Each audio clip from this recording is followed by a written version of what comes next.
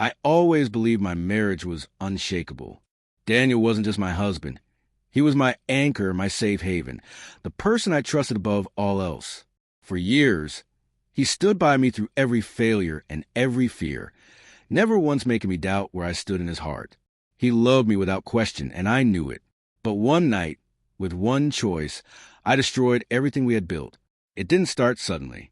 It began with a simple message from an old college friend who reappeared online. At first, it was just light-hearted jokes and casual late-night conversations. I convinced myself it was harmless. After all, Daniel trusted me completely. But the more I allowed those conversations to continue, the more I slipped into something dangerous.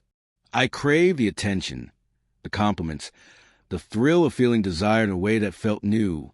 I lied to myself, calling it friendship, but deep down, I knew it was temptation, and I gave in. That evening, when I invited him over, I wasn't thinking about Daniel at work, trusting that I was waiting for him at home. I wasn't thinking about the vows I had made or the life we had built. I was selfish. I wanted to feel a spark, no matter the cost. The laughter in the room felt too loud, my pulse too quick, not from joy, but from guilt. Yet, I ignored every warning in my heart.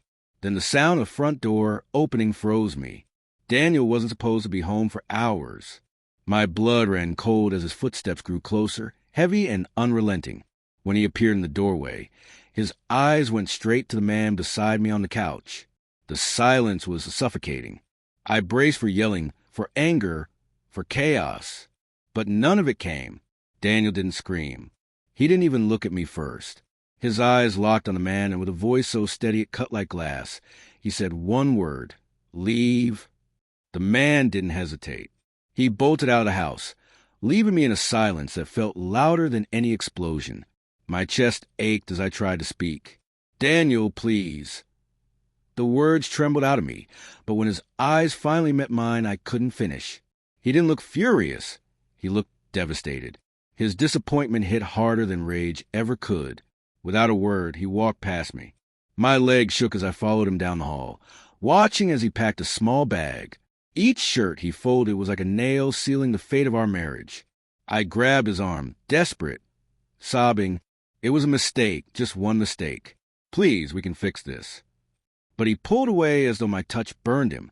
When he finally spoke, his voice was low, calm, and unshakably final. "You killed us, not him." 6 words. That was all. Then he left. He didn't slam the door. He didn't shout. He just walked away, and the silence he left behind crushed me. For days, I tried to reach him. I called, texted, begged, and pleaded. He blocked me everywhere. I even went to his family, only to be turned away. When my parents found out what I had done, even they couldn't look at me the same.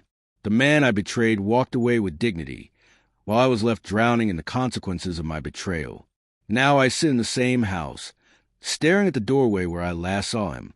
I replay that night over and over, wishing I could erase it, but I can't. Daniel has moved forward, carrying himself with quiet strength, while I'm left behind, haunted by the memory of a man who once loved me more than anything, and by the 6 words that ended us forever.